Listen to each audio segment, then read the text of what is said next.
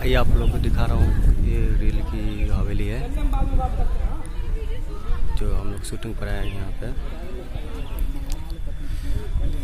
Short film है मौत की हवेली। देखिए ये हवेली कितना खतरनाक है। ये रियल की कहानी है। जो यहाँ पे जो आता है वहाँ जिंदा नहीं बचता है।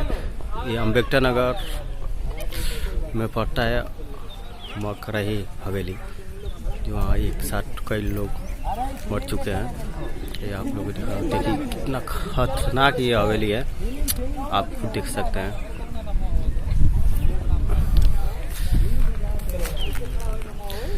ये जो यहाँ आता है वो वापस नहीं जाता है। यहाँ का एक कहावत है, जो गया वो कभी वापस नहीं आता है। खुद देख सकते हैं कितना खतरनाक ये हवेली है।